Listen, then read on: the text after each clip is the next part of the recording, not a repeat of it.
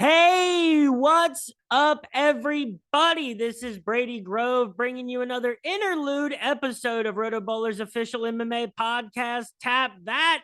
And we are looking forward to, oh, yeah, there's no UFC event until January 14th. That might sound corny and put on, but that was actually me momentarily forgetting where I was.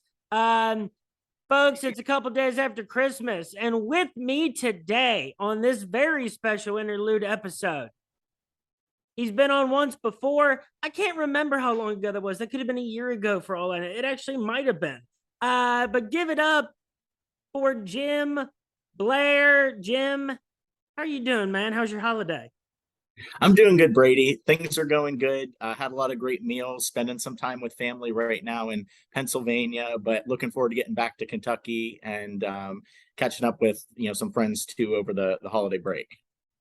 Jim, have you heard of the thing where like a weird high amount of basketball referees all come from that one county in Pennsylvania? You know what? I haven't heard that, Brady, and I don't know if we talked about this last time, but I was actually a licensed high school basketball official for a little while when I was doing my master's in Dayton.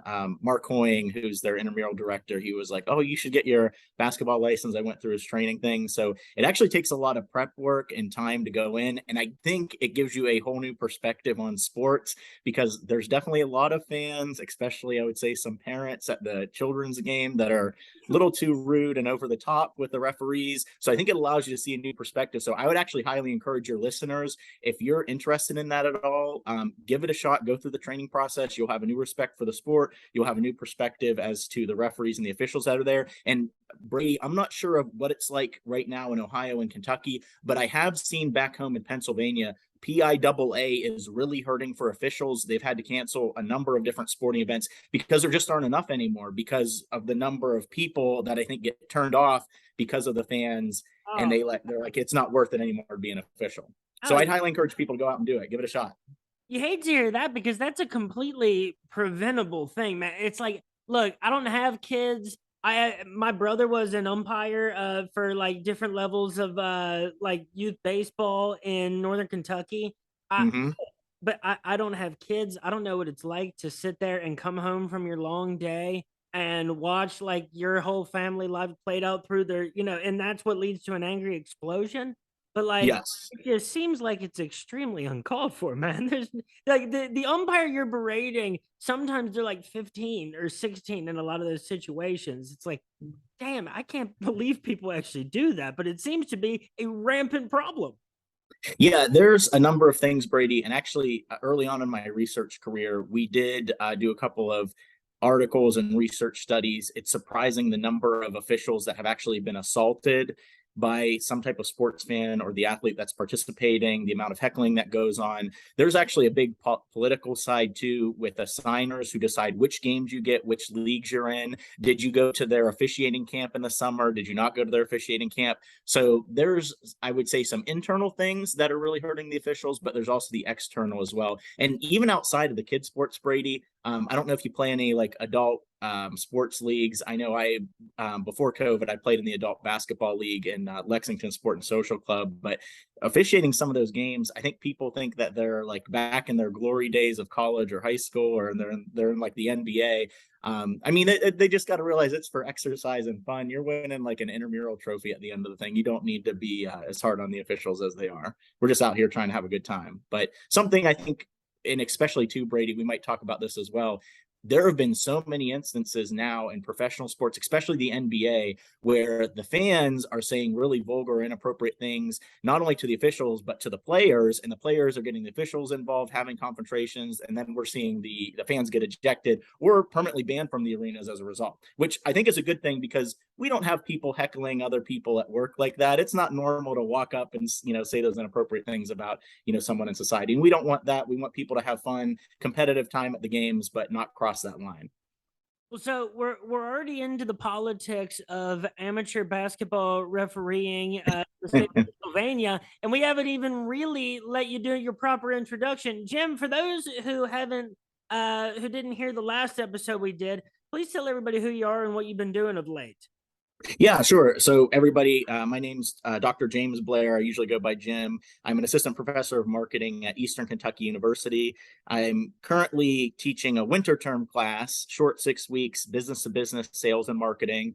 It counts towards our sales certificate. We're seeing a lot more of our business students go on the sales side. But I think the reason Brady brought me on is in the fall, I teach my sports marketing class, and I've got an area of research interest in sports marketing.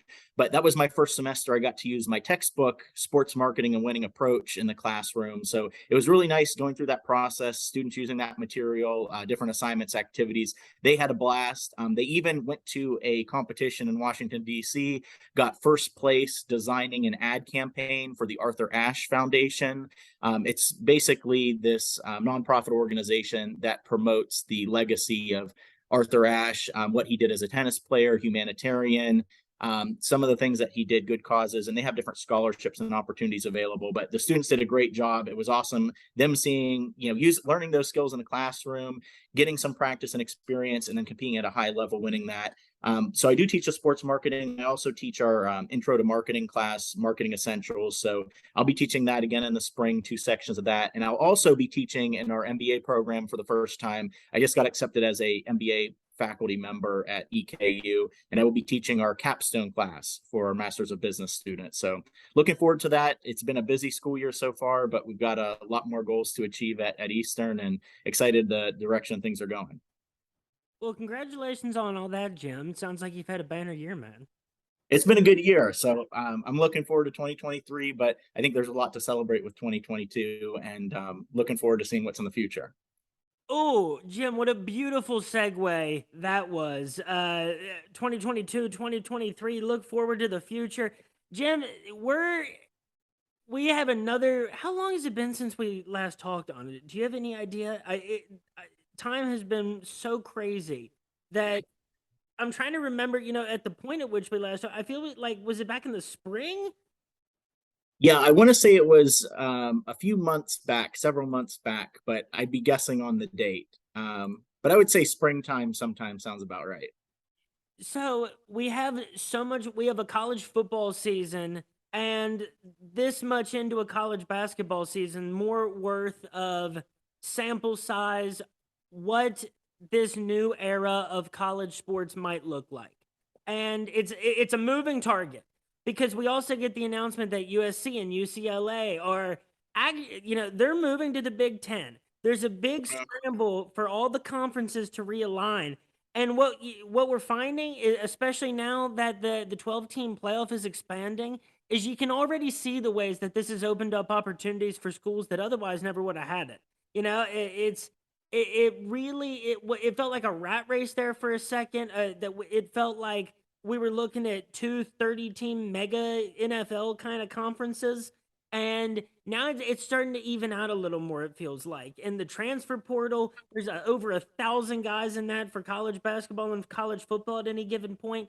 It's also leading to star college basketball players who are all Americans and players of the year, like Oscar, return Yep. for their upperclassmen seasons, which is something we hadn't seen really in about 20 years at that point.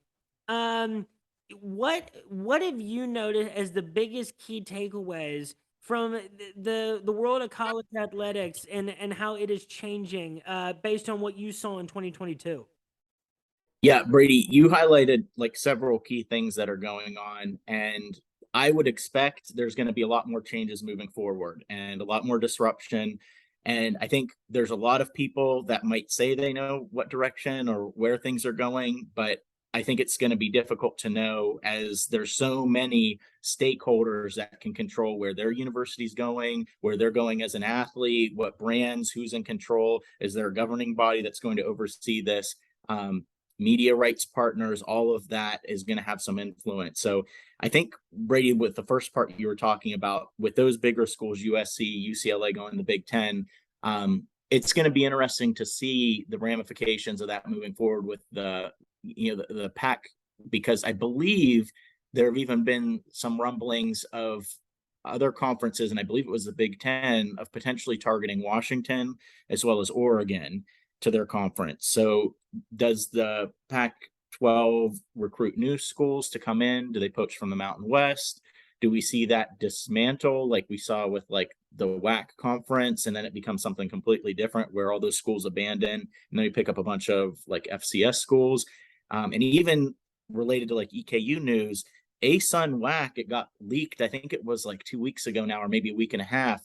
They're trying to move up as a full conference from the championship series to the bowl division. So they saw that as an opportunity of, instead of having our schools get poached by Conference USA or the Sun Belt or some of those other Group of Five, can we just move that complete conference up? Now, I think they have a bunch of hurdles that they're going to have moving forward to actually get there. Whether all the schools vote them in or not, it seems like there would be a lot of pros to them moving into that league. But I think there's just going to be a lot more movement moving forward. And then the question is are we going to see the FCS exist anymore? Are we going to see maybe different structure than what we have currently with Division I, Division II, Division III? But I think those schools moving around, there's going to be a lot more of that moving forward. And a lot of that, I think, is being driven by those media rights deals, because we're seeing very big numbers getting paid out, not only from our traditional cable stations, but now slightly outside of college football, but NFL football. I mean, YouTube TV just bid on the DirecTV contract, and I believe it's between like 2 to 2.5 billion in rights that they're giving up for that. I mean, these are big paydays. That's for the NFL, even for Big Ten Network, right? ACC Network, all of those media rights deals are giving those universities big dollars, and it's hard to say no to that, or the opportunity to get into a group that's offering that. Well, mentioning the potential, whatever the FCS is going to look like moving forward, Mm-hmm. this era, I think, I'm always quick to criticize ESPN. Like, I that doesn't set me apart from anybody, but there's a lot of people waking up in the morning watching Stephen A. Smith, apparently. But Mm-hmm.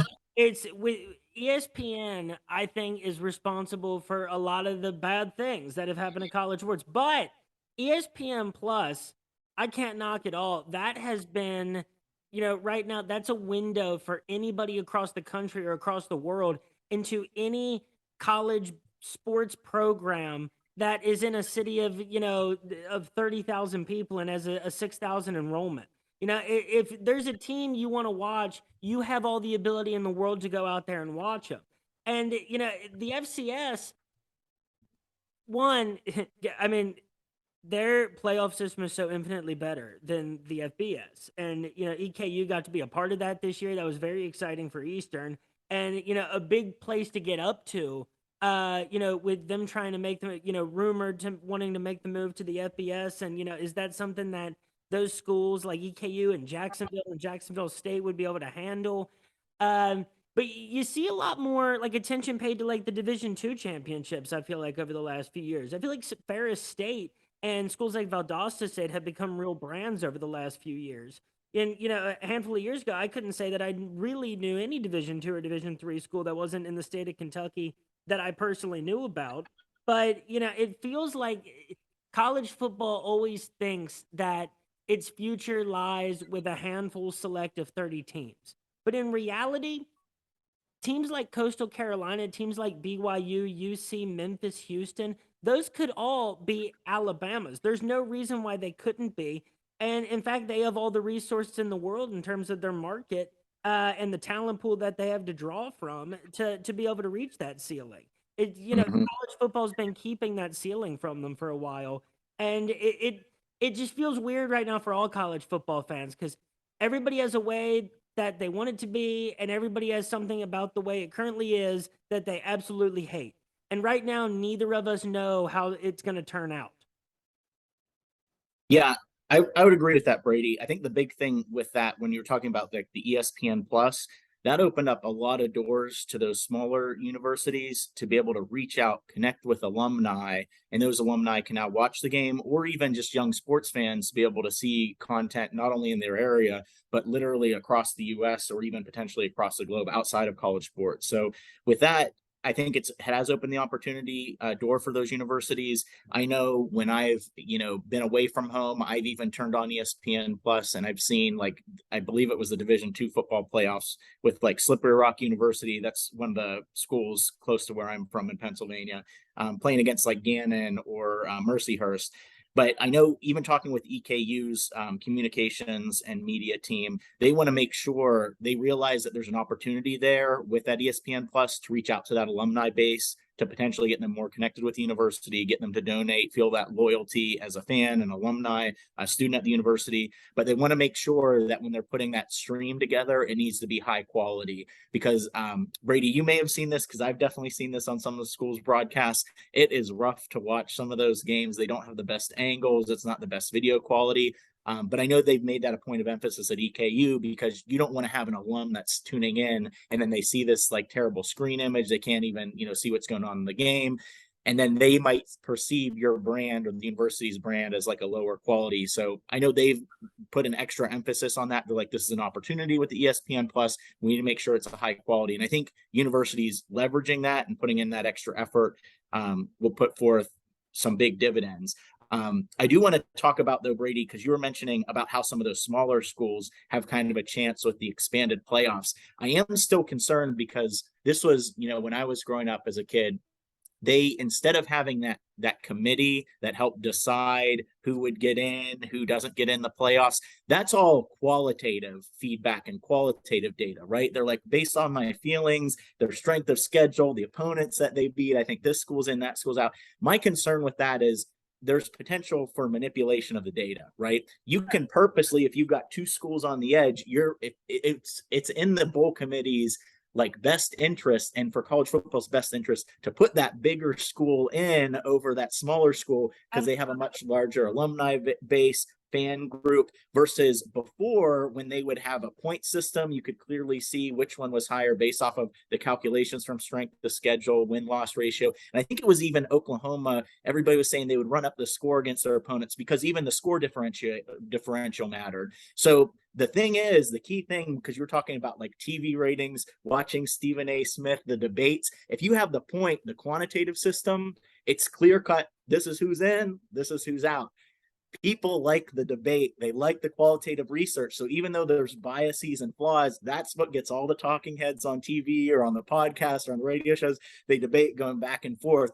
So even though that's not a perfect system, and it might not be getting like the truly best last team in, whether it's for the college basketball tournament or for now the football playoffs for bowl division, it creates that debate, and I think adds that extra value that I don't see that going away anytime soon, which I think now that it's expanded, I agree with you, Brady. You will probably see maybe like one or two more teams from like the group of 5 going in, but it's still going to be big school Power 5 conference heavy, because it's in the best interest of all of those universities financially to have those universities in.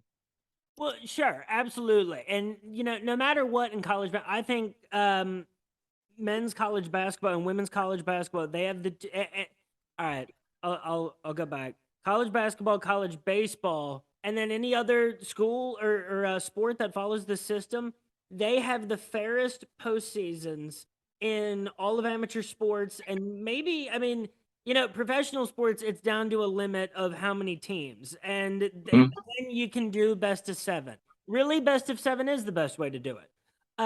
But March Madness and the College World Series have the best, because it is one game. And that's what college football's been missing. And, this is why the ideal system is really an extended playoff of up to, 32 at the moment, where you can have automatic bids. And even though it'll still be less of the smaller schools, they'll start to bridge that gap, that financial gap that we see college basketball teams do. There's a reason that in college basketball, there's a Power 6 conferences, and in college football, there's a Power 5. Because because of the way they do it, there's just more room for everybody to eat. And, even the top players to eat way more than everybody else. And it's an exciting product. And yet, every time they've moved up the amount of teams in the NCAA tournament, everybody said it's going to ruin it. That's lame, and nobody will care. And we were super, super wrong about that, Jim. Everybody cares who the 68 team is in the NCAA tournament. It seems like, Selection Sunday is like a holiday to me. That is, that's more of a holiday to me than most holidays you'll find on a calendar.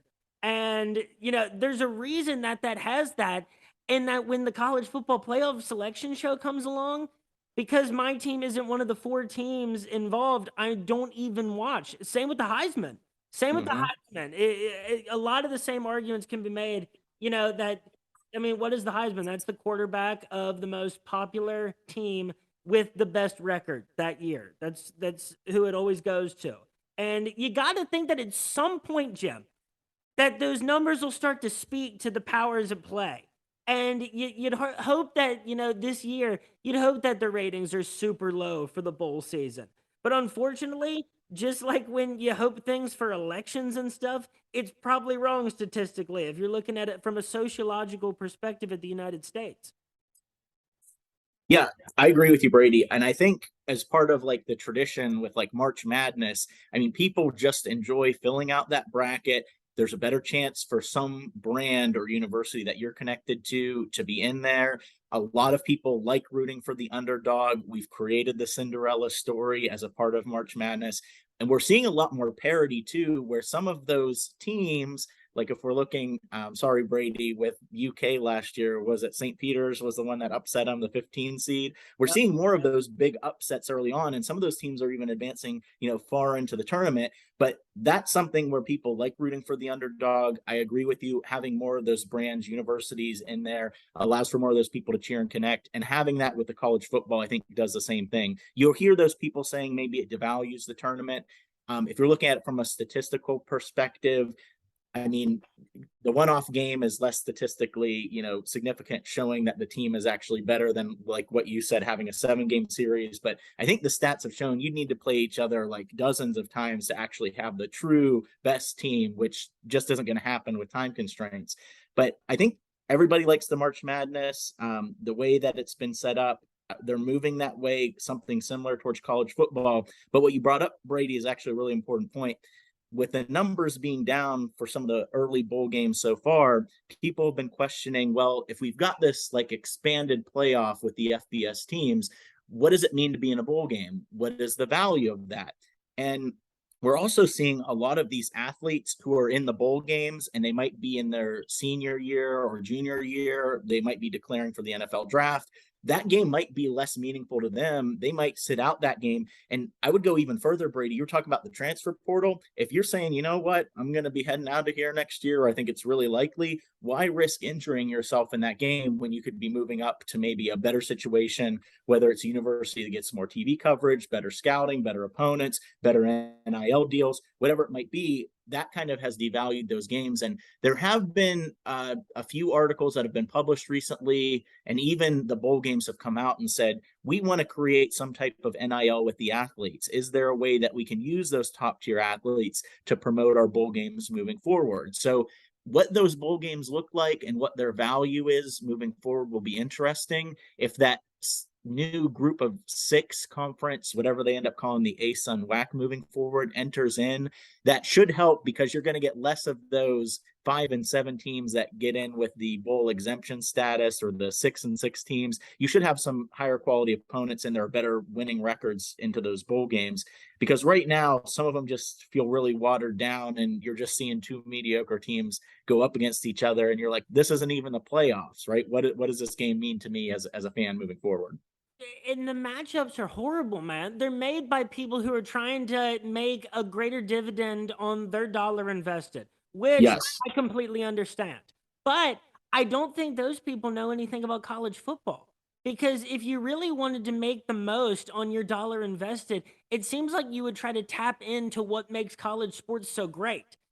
Because that is the true money potential. Is imagine every single state, imagine Kentucky, where there's Murray, Moorhead, the 4 directional schools. Bellarmine's on its way up, especially in basketball. Kentucky and Mm-hmm. Louisville at the top.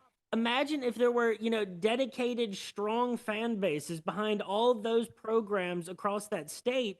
That's just way more money making potential than trying to juice a 10-2 Alabama team every year. Yes, I agree. And I think we will see the bowl games change how they look moving forward. With the playoff expanding, and maybe we'll see more expansions of that, there's just got to be some change down the road. I think the current system just isn't gonna work. But for some of those schools, and we've seen a number of them move up from the championship series to the bowl series, they see that as a potential payday, right? Because moving up, there's the media rights deals for those conferences, getting accepted and winning those bowl games. There's a big dollar amount tied to that. Now, there is some caution with that because a number of conferences, it's not the university that gets that check, it's the conference, and then it's split out between all the different conference participants. But there's a lot of potential of more eyeballs seeing your university, more national TV coverage, more funding coming in. But there are a lot of costs that are involved for the university too, by expanding your scholarships, the ever expanding arms race of who has the best facilities, who has the best training areas, who's got the best dining hall, like all the perks that the athletes get. So now you're adding all these extra costs to keep up. And with higher education becoming more and more competitive, is that something that we can afford? But we've seen a number of teams jump up, like you had mentioned, Brady, Jacksonville State's, James Madison, all these potential schools that may be moving up from the ASUN WAC group. So it'll be interesting to see if this is something that works in the long term, because there have been a number of schools in that group of 5 teams that have come out and said, hey, look, these numbers don't work. Eastern Michigan is one that's, there have been a number of professors that have been vocal, and even an economics professor that's come out and shown some of the different reports as to, this is how much we're spending on Division I athletics. This is the number of students that are here at the institution. This is where the money's going other places. This just doesn't add up. Maybe we need to be dropping to a lower level of sports. Maybe we don't need to be a Division I sports team in the MAC conference. Maybe we could do just as good as maybe a Division III school. But I would expect some of those costs, as the higher education becomes more and more competitive over the next few years, some schools may realize it's not worth it to actually be up at that higher level. The other thing I wanted to bring up too, Brady, because you were mentioning the bowl matchups, and I agree, some of those are very profit driven, right? We're like, how large is this alumni base? Can we get fans to go out here? Do they travel well? Are they going to be buying product to be able to increase their economic impact in that area? I have seen, and I have not seen research on this, this has just been fan message boards and what people have been saying with all these conference realignments. I'm curious to see, and this might be an opportunity for research, I'm curious to see how fans feel about this. So this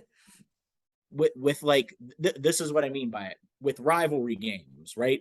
The post that I've seen was talking about West Virginia moving into the Big 12. Everybody thinking this is going to be great, right? We're moving into this bigger conference, TV deals, we're going to get a lot more publicity.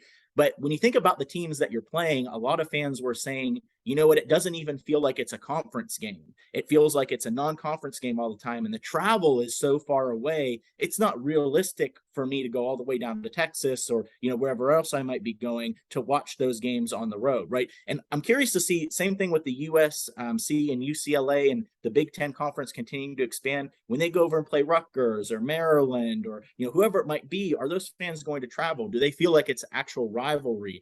Is it maybe making those games less valuable to the fan? And are they maybe going to go from the in-person watching to now I'm going to go with the cheaper subscription and just watch on my phone, right? So now we might be downselling ourselves and losing out on some of that customer lifetime value with those fans moving forward. Oh, yeah. Oh, absolutely. You have to think that there's look at Maryland in the Big Ten and playing, Iowa and Northwestern. It's like their fan base doesn't care about that. They want to play Virginia. They want to play those, more traditional ACC schools. Look at West Virginia. What is their most inspired game all year? And it's the Pittsburgh game. It's not these set up, West Virginia, Kansas, invented rivalries.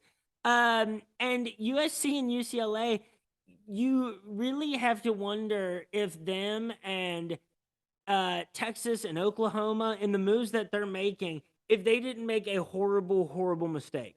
UCLA and USC you're gonna be playing for those two fan bases that really barely care about football right now anyway. They're going to be playing, at Iowa in the winter. They're going to these places in the winter, and they're going to play, and then they're going to get rid of divisions in the Big Ten. Are you that confident for the USC and the UCLAs that you've seen over the past decade, Jim, that they're going to be able to even crack the top 5 every year in the Big Ten? Yeah, it's so from a competitive perspective, I agree with you, Brady. It's just the dollar amounts. So if you're seeing this Big Ten conference and the TV rights deals that they're getting, and if you're the Big Ten, the reality is USC and UCLA are big brands. They're well known. They're prominent. So I think you could probably be saying for my future media rights deals, I'd be able to get even more adding in these two prestigious premium brands to our portfolio of other brands that are going to be competing with each other. Whether or not they're like the top dogs in the conference, middle of the road, or the bottom dwellers, that they still add a lot of value. People recognize those brands. I would just be concerned that the value of the rivalries not being there is going to hurt the league, because with that, I think over time, people, at least right now, a lot of the rivalries are based off of geographic proximity, right? And the ones that you were naming with like the Pitt, West Virginia, the Kansas State, there's a lot of close proximity to those. As these schools are breaking up and going to the, best profitable opportunity that's possible with the conferences, the media rights deals, whatever the rationale might be, it's just streaming these conferences all over. So that loses out on those potential rivalries. The question is, can a new rivalry be created? We do have some rivalries that aren't necessarily very close in proximity, but those, I don't know if those hold as long and as true as those ones that are close distance wise. We just haven't got there yet as maybe a sports culture. So it'll be interesting to see if that is the case moving forward. Well, I mean, rivalries can't necessarily be, created is, part of the problem. You could try to make a rival, out of one school for a team because you think Sure. the markets match up well. But like real rivalries come from deep down inside us and Mm-hmm. come from hostility. And they come from Louisville versus Kentucky and West Virginia versus Pittsburgh. And but here's the thing though, new rivalries can be formed and they're going to need to be formed regardless of whether there ends up being more realignment or things go more the way I want to see it and be more regional and be more representative of the regions once you get to the postseason. Either way, new rivalries will have to be formed, and I am too interested in if there's more of a science and a quantifiable data that can be studied about that, other than the fact that like sometimes you just remember that like Christian Laettner stomped on Aminu Timberlake's chest. Yep.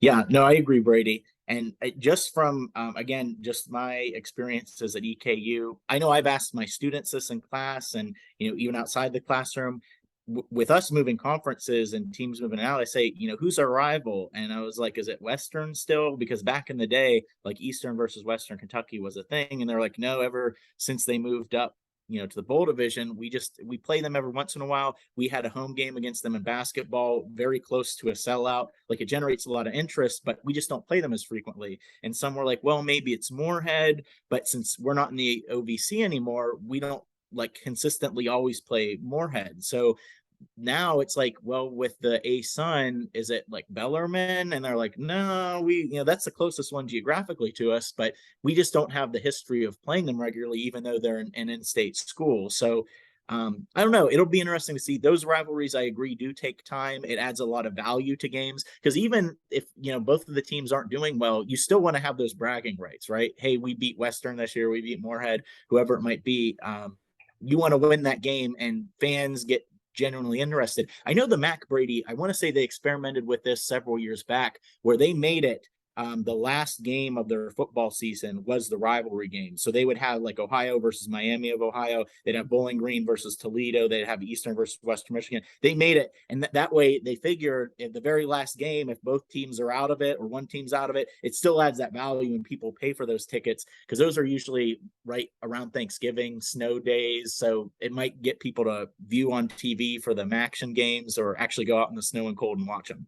I love Maction. But that's another interesting point you bring up Miami, Ohio, because Miami, Ohio, they have some really old rivalries. That's an old institution. They've been playing UC in football and basketball for probably over 100 years. And what that does bring to mind is that it seems like, time is at least, partly a factor in trying to get your fan base invested in a rivalry, unless there's someone who's just so hateable that can create a whole rivalry moving forward for 100 years off, one moment or one fight in a game. It takes time. It takes, losing a few big games at big points in your life. And then you see the other team's fans cheering outside of the bar you were just in. It's like, God, I hate that place.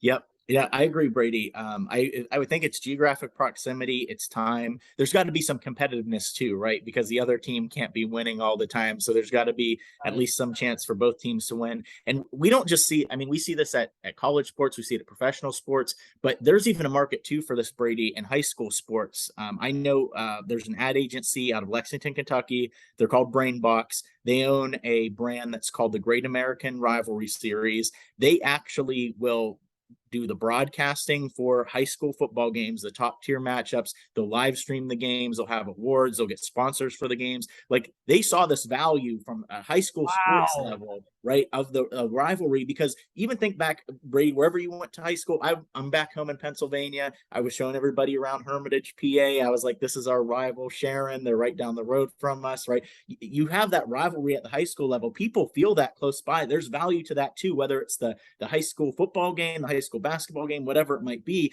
So there's even a market for that. I know ESPN has tapped into that somewhat, and they broadcast some of those like premier high school football or high school basketball games. But I would even say there's other groups that are starting to tap into that as well. But those high school ones, I feel like also have a very long standing, and they have that proximity. And there's usually that, competitive nature back and forth between those institutions. So it's out there. People like rivalries, as long as they stay, clean and in good fun. That's what it's all about. And there's this really small like single A high school in the area that I grew up in, and it was recently announced that they are getting a football team, and Mm-hmm. it's like a 10-minute drive from like the usual state A or 1A Kentucky State champions. And it's like I was trying to think about this the other day, and especially in preparation for our discussion, like I wonder all the financial strings that had to be pulled just for this decision for this tiny private school team to say, like, yeah, we think it's financially feasible for us to have a football team. That is the right move for us now. So what does it take for a high school in that position? Now that we're talking about high school sports, Mm-hmm. because now I am titillated by this. What kind of decisions do have to be made for people in those positions? Yeah, I would say there's a lot that goes into that decision making process, Brady. Costs are definitely one thing that you got to keep in mind. And I would say, especially with all of the health concerns with football, you've got to think about, the insurance coverage that's going to be going on with that. You've got to be thinking about all of the equipment. How regularly are we going to update that equipment? Because we don't want to have anything that's, has any fault for us because we don't have the proper safety equipment for our athletes to get out there.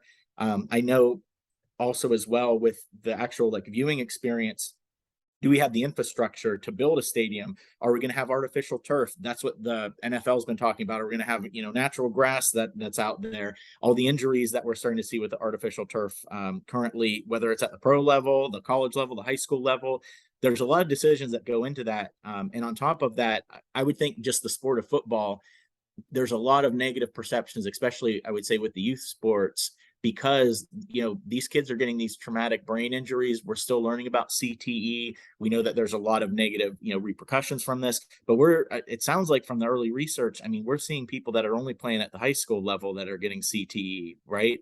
So to add that sport, knowing those inherent dangers, the risk factors, that's one concern that I think people would have, because we're even seeing flag football becoming more popular with the youth in many instances, because the parents don't want them to have those concussions or injuries that go along with football. But I would think that cost would be one factor, health concerns would be another, and another is, can we field a team? Because with a football team, you can't just have 11 on offense, 11 on defense, several special teams players. You've got to have a lot, because throughout the season, players might get sick, hurt, everything else that goes on, and having the coaching staff of adults that are willing to volunteer their time, give back to the community, be role models to the students. Because those coaches, at least where I'm from, I mean, they don't get paid very much. I feel like it's a volunteer position, and they're doing a community service by giving those student athletes, the coaching, the mentorship, and hopefully good attributes like time management skills, leadership, discipline, perseverance, all those things that you learn in sports at that high school level. So I agree with you, Brady. There's a lot of factors that go in. And I wish the school the best of luck when they're starting, but I'm sure there was probably pushback from parents or even school board, even teachers, because those resources financially could have been used for other areas of the school moving forward, especially as we're seeing, more and more competition now with homeschooling, other private schools, and even public schools having to ramp up to be able to stay competitive with those. Well, so, and that school then, and this is just a high school, has Mm-hmm. then researched their own alumni base and the sponsors that they think they'd be able to get. It's just fascinating to me how many instances there are of those same people making those same decisions about a lot of money because people like to watch sports this much. It's actually a Yeah. big thing, Jim. Yeah, well, sports is a huge part of not just our culture, Brady, but I feel like just about every culture, right? Every group of people around the world. And I mean, that's why the Olympics are so special. That's why we just wrapped up the World Cup. You know, football, I guess the non-American version. I mean, there were so many people that tuned in, watched that event, and the Olympics. There's so many people rooting for their country, athletes from all over the world. It's something that brings us together and allows us to share that common bond, whether it's part of that rivalry, whether it's someone achieving this, great recognition and athletic achievement, whether it's somebody working to break a world record, people working together to achieve a common goal. We talked about upsets, and being the underdog, beating some of those dominant teams. It creates a special feeling in people, and that's at least something I would just say within the human culture in general. We rally around, we enjoy, and that's just part of our entertainment and what we like to do as a society. And I don't see that going away anytime soon. It seems like it's God, I ingrained in hope. all of us and is ramped up, if anything else. So, Jim, over the time since we last spoke, what Mm-hmm. you noticed is making a particular college athlete extremely valuable? What is leading to the college athletes that are seeing some of the higher NIL figures? And for guys like take Graham Mertz at Wisconsin, any quarterback that had a flop year, and they were some of the first to take advantage of the NIL. What are the effects that we've seen on those kinds of polar opposite ends? Yeah, NIL is here to stay, and I would say, Brady, people are still figuring it out. Um, One thing, just to touch on high school sports real quick, PIAA, so in Pennsylvania, they have now approved that high school athletes can get NIL deals. So this is something that, Ooh, yes, yes. So this is something we're seeing at college level, but beautiful. now you're going to have teenagers that can now be representing these brands, right? Before they even get to the college level. Um, so that's going to be interesting to see how that plays out, because I don't know, when I was like 15-year-old, 16-year-old, I mean, we're questioning like the maturity of the college athletes, right? This is genuinely like a kid that's going to be endorsing your product. And I think last time, Brady, we talked about how the athlete is attached to your brand if you're sponsoring them for the NIL deal. So if they do some type of transgression, if they do something wrong, you are now linked to that student athlete. So, we're all humans. We all make mistakes. None of us are perfect. And teams need to do their research on those athletes when they draft them. Coaches need to do their research when they're recruiting them. Now it's these brands and companies; they better be doing the research as well, because they're going to be tied with that. But Well, looking specifically, yeah, go ahead, Brady. real quick before we hop onto that second point that you were going to address, like remember when Broke came out from ESPN, the Yes. that that captured everybody's attention at the time. And there's statistics we still cite today. And there's, I mean, some absolute horror stories of former pro athletes and their management of their money. But you got to wonder if this NIL era, and this just explosion of the sports branding market, you got to think if it might lead to a more financially responsible professional athlete down the road. Yeah, so growing up, Brady, I was a Celtics fan. So I'm actually at home right now, and we had when I turned one, for my birthday gift, my parents bought me stock in the Boston Celtics. So you can't really give a 1-year-old, too many gifts, but that was something where I was a lifelong Celtics fan. But growing up, I really liked watching Antoine Walker. Antoine Walker made tons of money. He Oh missed a man. lot. Yeah, he missed a lot of 3-pointers, but he made some and got to do his shimmy shake. But he made a lot of money, was on video game covers, had endorsement deals. But he was in that Broke series. I mean, he will go, and if you watch it, and he's been in a number of interviews too, where he's talked about, I did these bad business deals. I thought these were, people I could trust. I thought I was helping out family members, I was helping out friends. They're sad stories, but what I would say, Brady, is something that I've seen a growth of that I think could make people better at managing their money and avoid those broke situations is the rise of personal finance. More and more, I would say more and more high schools, more and more colleges are pursuing personal finance classes for students to take. I have not seen that yet as a requirement for general education programs. I know at EKU in our College of Business, we've talked about that. We said, why are not all graduates from EKU having one class in personal finance? Because the reality is, this is outside of like student athletes. They're going to go from, working part-time, internship, bringing in some money, to having this full-time salary. How do I set budgets each month? How do I go about, paying back a loan? Why would I need a loan? When is it better to not take a loan? How do I go about investing in the future? What is retirement? Why does retirement matter? Why do I need to start putting money away? But especially for those student athletes, Brady, and if they're getting these NIL deals now, or even as high school students, they need to figure, my athletic career is only going to last so many years. How do I go about putting this money away, using this money financially responsibly, so that maybe I'm not able to live off of it forever, but I'm able to live a comfortable lifestyle? I don't blow it by the time that my athletic career is over. And now I'm saying, where am I at? What did I do for all of these years? So I'm concerned that we will see almost like a broke with some of these high school students or college athletes on a smaller scale with the NIL deals. I would also be concerned with parents of those high school athletes that don't have that financial training or personal finance, that might be misspending the money or not giving their student athlete child the best financial guidance moving forward. But I would hope that universities on a broad scale start requiring those personal finance classes, or even athletic departments requiring their student athletes to take that, or even at high schools. High schools have, a number of them have, DECA or FBLA. They've got a business instructor there. Having, those student athletes take that personal finance class so they know, what is a checking account? What is an interest rate? What does it mean when I bring this money in? And am I going to consistently get this? How many years is this over? Right. All that's going to add that extra value, but there's potential that we see like a smaller scale version of broke if we don't get that out there. Okay, so now after that fun diversion, we were back on what you noticed in 2022 from those that were successful with the NIL, and what made a star in the NIL and college sports over the past year.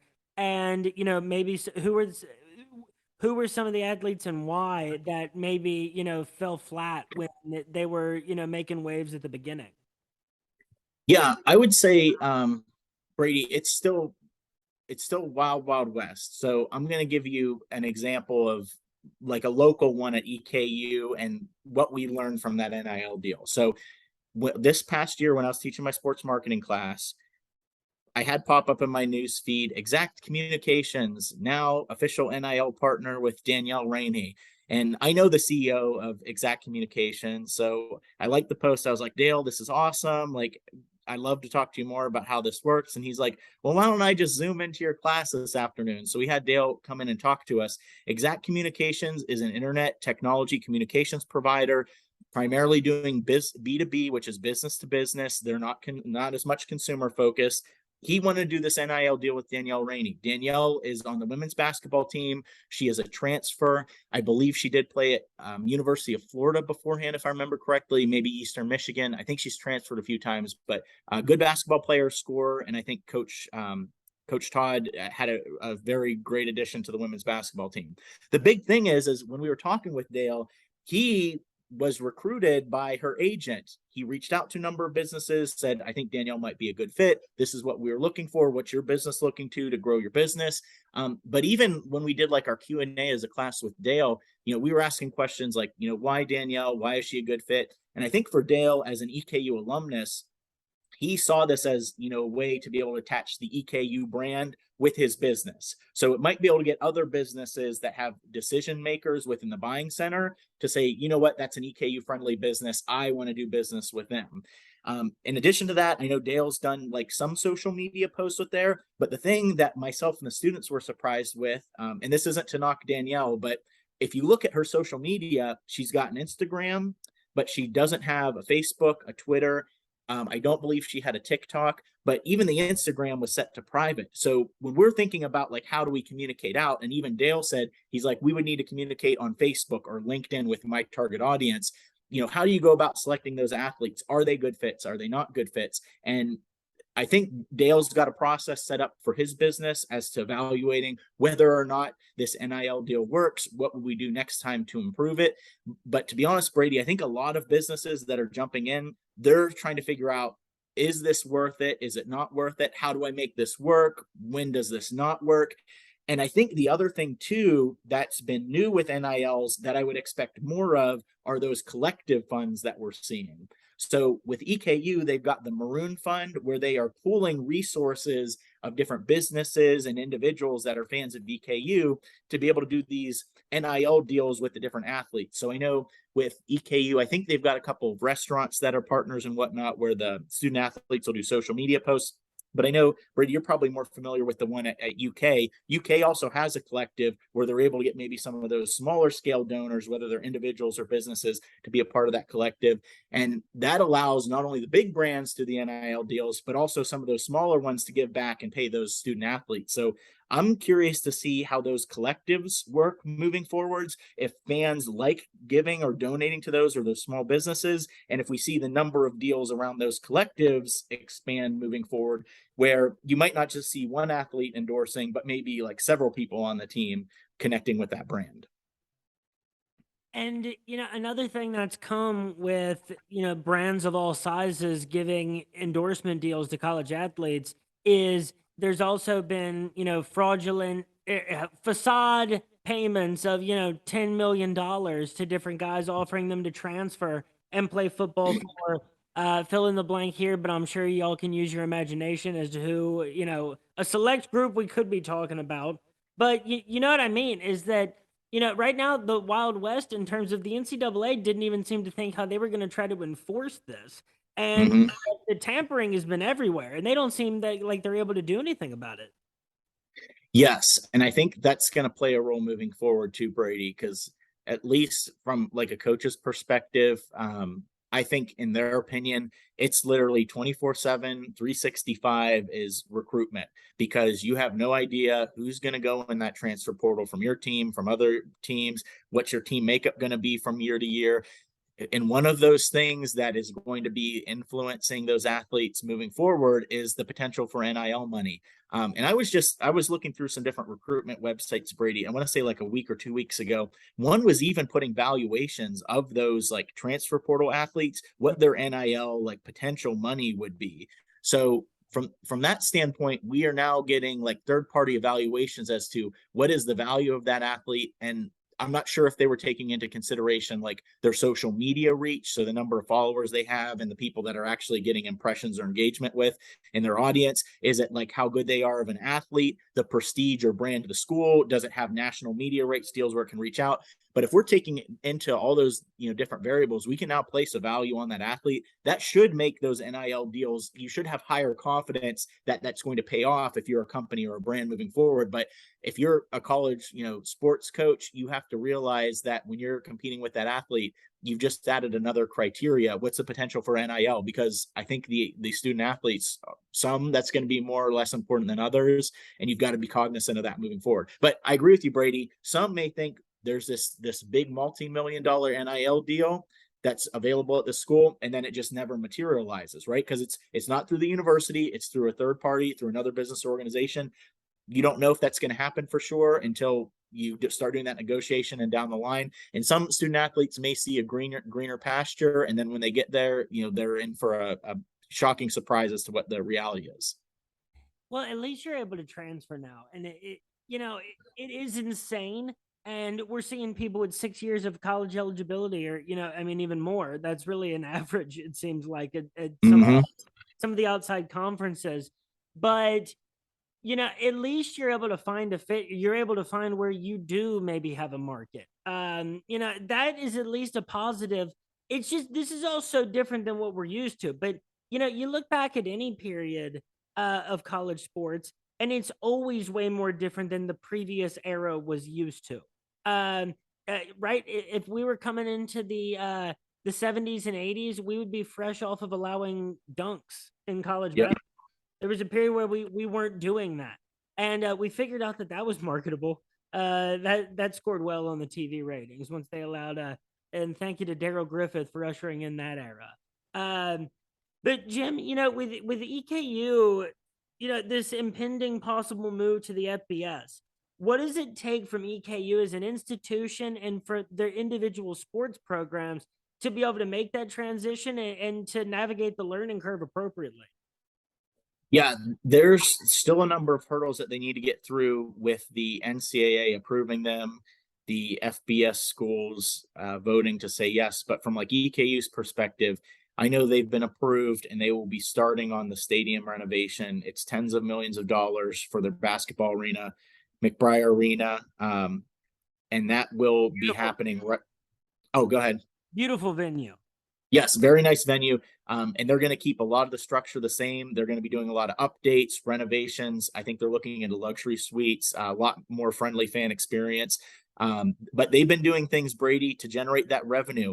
They have just renamed it Baptist Health Arena. So that's brought in a lot of money. They've renamed the football field CG Guarantee Bank, which has brought in a 7-figure deal as well. So they are trying to find ways to bring in that money. They're looking to update and renovate facilities. They've gotten some of that money from those businesses and partners. Some of that's come from state appropriations and approvals within EKU's budget. So I would expect more updates with facilities. I think the athletic department at EKU has done an awesome job marketing our brand, getting our brand out there, and the ticketing team getting more fans out to the games because I've talked with a number of people about this, Brady. There are so many entertainment options out there now, especially talking about digital entertainment, apps, streaming services, things on the go. So many options for college students and people within a college town to do. That athletic department is competing for consumers, right, for their attention. So they've done a great job trying to make it a family-friendly environment, creating that Eastern pride. Definitely have a ways to go, but I think it's going to take more of those stadium facilities updates. And in addition to that, it's going to be monetary, which I know in the last podcast, Brady, we talked a little bit about the demographic cliff. Sometimes they call it the demographic drop off.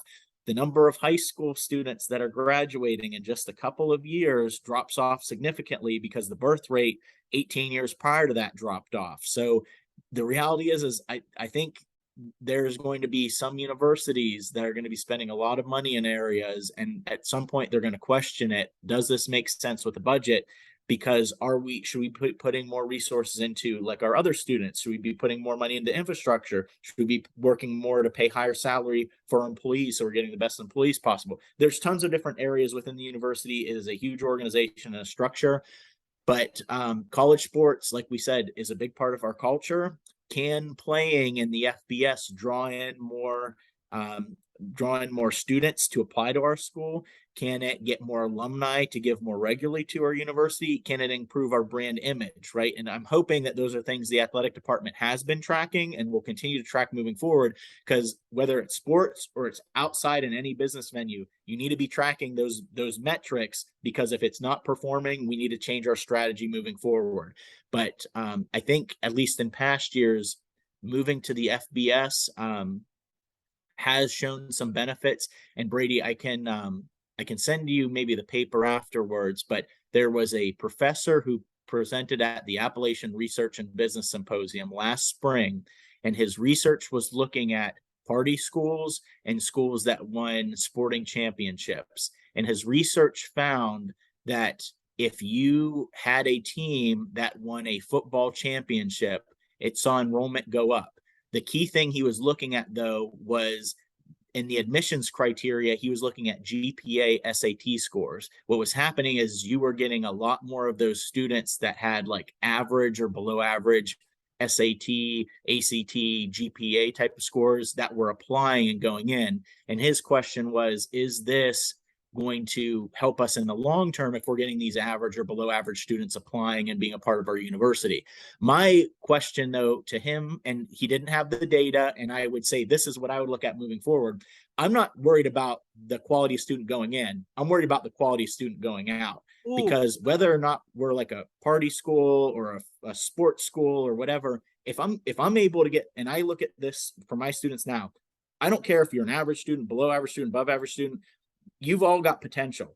Can I get you upon graduation to move forward and improve in those areas? So if we can look at the metrics now, what's the job placement rate for those kids that were admitted after that football championship? So it'd be lagged about like 4 or 5 years after they graduate. Where are they doing? Are they advancing in their careers? Are they getting good paying salaries, right? So from that standpoint, we are seeing the numbers go up.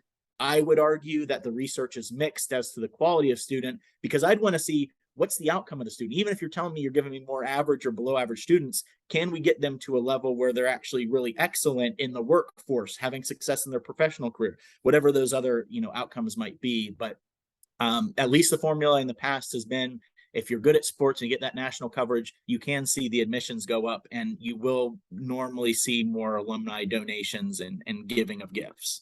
Well, and I'd like to also know, and maybe this data was available, but I'd like to also know, among that group, let's talk Alabama. Um, Mhm. let's talk about a rise in their student population because people want to go there because it looks like a blast to be at a school that's winning a football championship. Okay, Yep. I gotta think that there's a ton more people applying. So of course you might take a bunch of students who have lower, standardized test scores, whatever the hell those mean nowadays. Hmm. But you got to think that you have a more impressive pool of applicants overall. It's got to mean that your institution has more money, potentially for research grants, for scholarships and other departments. It's all such a weird bell curve with college sports. And take Eastern, for example. I know for a fact that Richmond, Kentucky, it must have between 40 and 60,000 people in it. I don't know the exact numbers, Brady, but yeah, I would say go with that somewhere around Yeah, there. right. It's there's a lot of schools of similar size in the state of Kentucky, but Eastern has a dedicated alumni base and a dedicated fan base. They have great environments for their football and basketball games, at the very least. I wish I could speak to more. But then to change the name of the basketball arena and to make it based on a sponsorship name, and then move in luxury suites, and change the name of the foot. You have to think that at some point, some of the decisions that you need to make to be a player, they're also ultimately, they could lead to a greater disconnect with your alumni base over an extended period of time if everything is, changing about what they remember about that school. And, it's constant, moving things towards a more luxury environment as opposed to the way people remember it, and, having a kind of a more raucous environment for students. But then you got Hmm. on the polar opposite end, what is a school like NKU who's seeing its brand grow through basketball, I think really well since they moved up to Division 1. What, is lacking from their experience? They don't have as strong of an alumni base because there isn't a football program.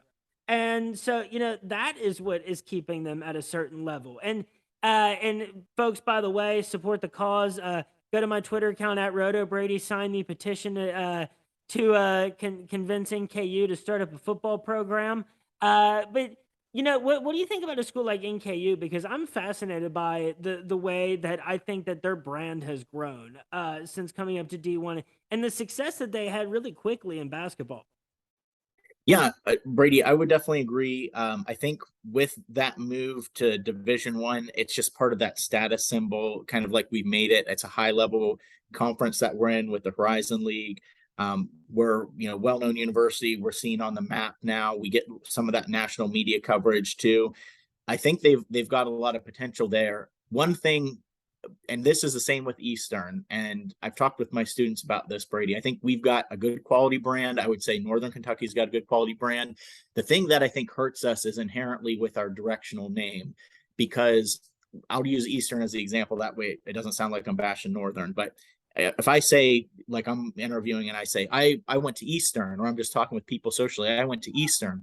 Well, if you're outside of the area, is that Eastern Illinois? Are you talking about Eastern Michigan? Is it Eastern Kentucky? Is it East Tennessee State University? Right? There's a lot of Eastern. So when you start getting outside of, the regional area, there starts to be some of that confusion, which I don't know that I don't know. I wouldn't advise doing a complete brand rehaul of EKU and calling it something completely different.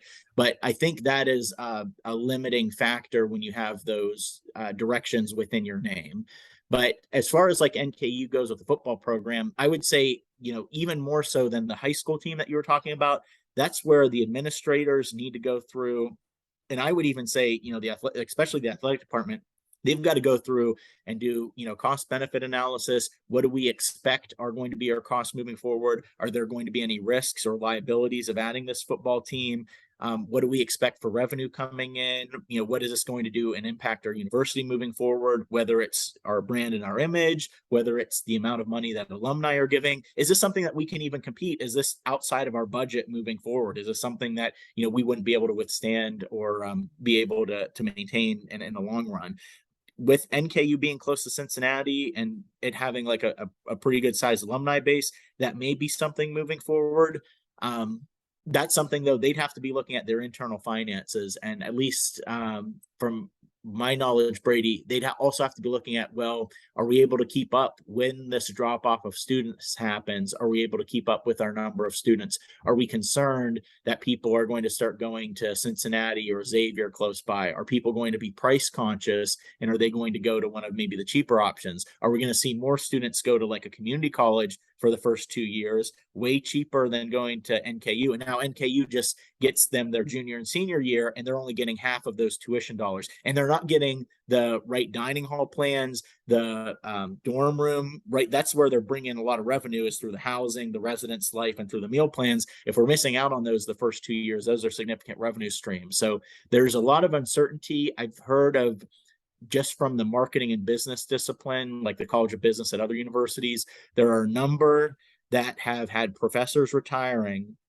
Like one, I'll give an example. One had 3 retire, and they were only hiring 1 and to replace them, because they're worried with that demographic drop off that they're just not going to be able to sustain the enrollment numbers that they have currently. So that's been the case with a number of universities, institutions, and these are like medium size, comparable to what like NKU or Eastern would be.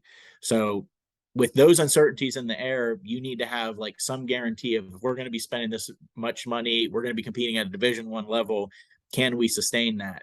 But that's, the data's available. They could research that. They could pull alumni. They could see how much they're willing to give. You can ask even people who are just living in the surrounding area if they'd go to those games. Would you go to us over the University of Cincinnati? Looking at the cost of the UC football games, are they outside the reach of your average household? Something we didn't talk about, Brady, is and this would be outside of like UC sports, and I would argue more of like NFL or Major League Baseball and whatnot. There have been a number of articles that have come out recently saying that the average American household, they were looking at, for like 2 adults, 2 children, a professional sporting event is, for a number of them, no longer something that they can fit in their budget, with how expensive the tickets are, parking, food, beverages that you're getting, the merchandise. It's just something that like the average household can't afford. So are they going to be replacing that with minor league sports? Are they going to be going to maybe, a smaller Division I sports, sporting event? Because we still like the sports, we want to have that entertainment, but what are they going to be substituting that with? As some of like what you were hinting with like EKU, if they add the luxury suites or the party rooms, if people can't afford that type of, ticket price each time, or season ticket, what are we going to substitute that with if we don't have as many of the general admission available? Are they going to be live streaming the games? Are they going to be going to a competitor instead? So there's a number of factors that they'd have to do. And I think it'd be a fun project for the athletic department to work on, but I'd be curious to see what their long-term forecast would be for that. Well, as excuse me, as a lifelong, until going to school, resident of Northern Kentucky, it seems like they compete market wise with UC pretty well. It seems like it's Mhm. a good segment of, there UC obviously has a huge market. A lot like a lot of those group of five schools that are stationed in big cities. But I think NKU does really well in like segmenting off their fan bases and kind of providing for like, a good experience for, I mean, take the UC NKU game this year in basketball, and NKU gets the win against UC in a down year. Think about what that'll do for that game next year if they play. Sure. And it seems like there's a really rich talent pool too that you could even get the leftovers from in the tri-state area and do really well for yourself. It's just interesting because I there's a lot of factors that make what people's college experience was special to them. And, football season is a huge thing. I mean, the dollars talk on that of how important that is to a lot of people. And especially, with NKU, it's more like, can they look at it as an investment? Do you have what is there resource wise, but, is that an investment that you can make? And, let's see, love about school, football. I might have gotten lost in there somewhere. But oh, here's one thing for EKU is that take the name Colonels, for example, Hmm. right? I can't think that EKU doesn't at least have in the back of its mind that that name could maybe potentially have to be or want to be changed in the future. I'm not even, I can't even tell you if that's happening right now. I can't tell you if there's, a group of, students there that are, pushing for a change like that. I wouldn't be, surprised, and I wouldn't be shocked at all. And the question is, you got to at least kind of prepare for something like that. And then, you know, take a look at a school like Utah Tech changing from Dixie State. What does that do to your market? And what does that do for your alumni base? Yeah, no, I agree with you, Brady. All of that is part of branding. And it wasn't it. Oh, was it Houston Baptist just switched to? Wasn't it Houston Baptist University, or did they switch to Houston Christian University? If I remember right, there's a number that. Oh yeah, I've been so confused about that because every time I see Houston with the Husky, I'm like Houston Baptist, and it's Houston Christian University. I'm like, I must be forgetting. I must have invented Mandela effect style Houston Baptist in my. Yes, yeah. So even changes like that I would say that is strategic to maybe reach a more broader audience, right, with the Christian, because you're able to connect with a wider group within your religion than more of a narrow subsection of Christianity. So it was interesting to see when they made that name change, because I believe it happened this school year at the very start. I think it was the beginning of football season. But I agree with you. The Dixie State made their switch. With I can say with EKU, they ask us not to use like the Colonel logo. They always, want to use that Power E. They want to be known as Eastern, which we've talked about earlier. How there's like pros and cons to saying I'm from Eastern, right? And you've just got the E. Which Eastern is it?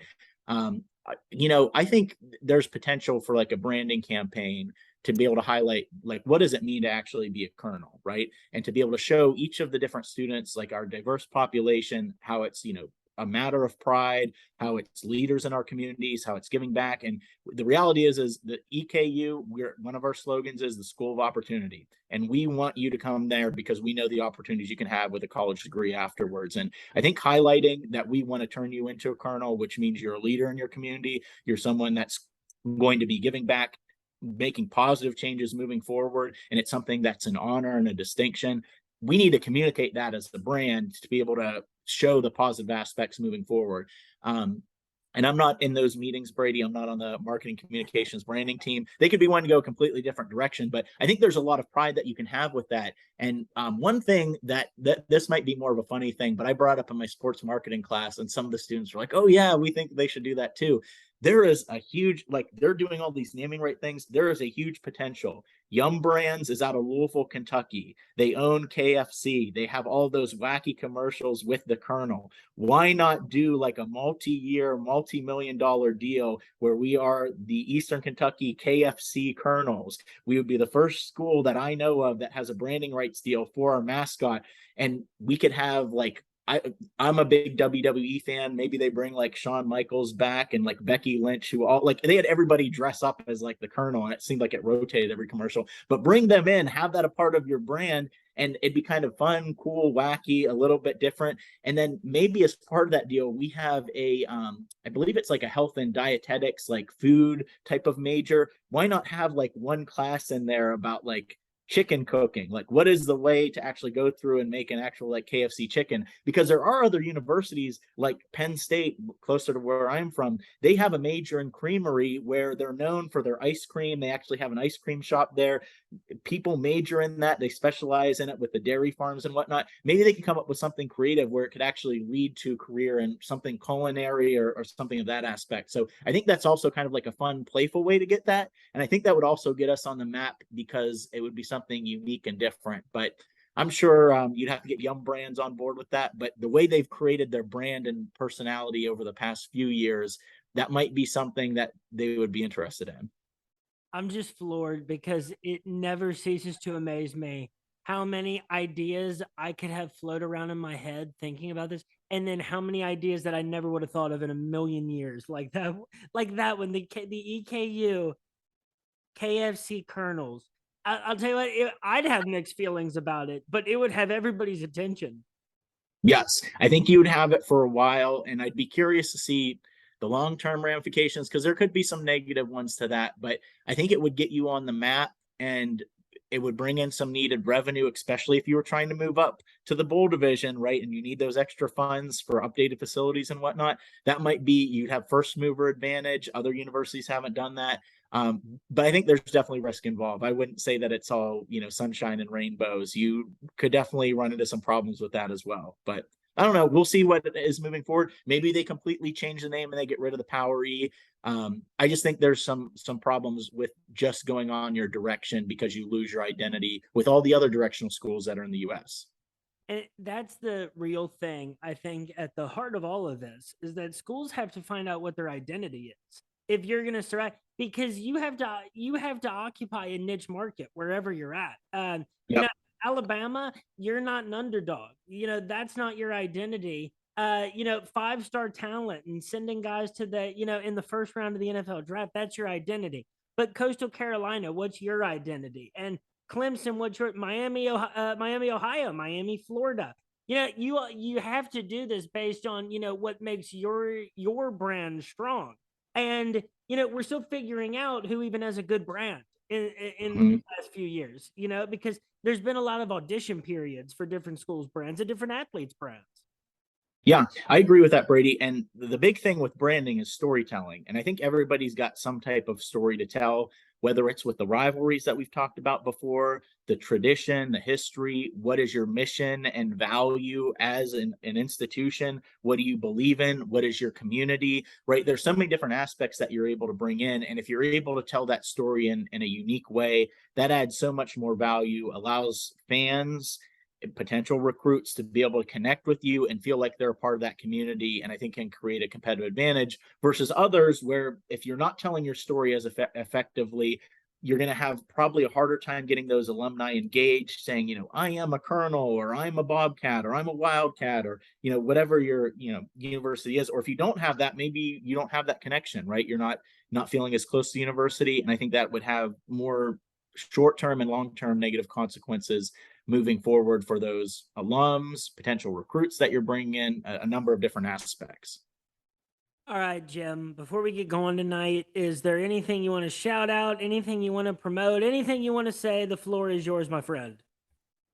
Yeah, I appreciate that, Brady. I would say the big thing, if I wanted to shout out something, I think everybody needs to check out the Rotoballer Tap That podcast. This is like the place to be. Brady does an awesome job. I appreciate all the work that you've done, reaching out to me, providing me these opportunities, and it's just been a great time. So if you haven't subscribed to the Tap That podcast, make sure you do so. Check out Brady's other podcasts. He does some excellent work, and I always enjoy being on here. Well, thank you for the kind words, Jim. And everybody go check out the work of Dr. Jim Blair. This guy's been at several different institutions studying many different things. He went back and took an internship in sports when it didn't fit on the usual timeline. This guy loves what he does. Check out his work. And folks, that is it for this new interlude episode of Roto Bowler's official MMA podcast. Tap that. We have been here with Dr. Jim Blair. Again, thank you so much to him for being here. Folks, the UFC is back January 14th. I'll be making picks before that. We're looking forward to Ryzen versus Bellator in Japan on New Year's Eve. That's a marketing ploy to get my attention, Jim. Everybody have yourselves a good week. More interludes coming up. Peace.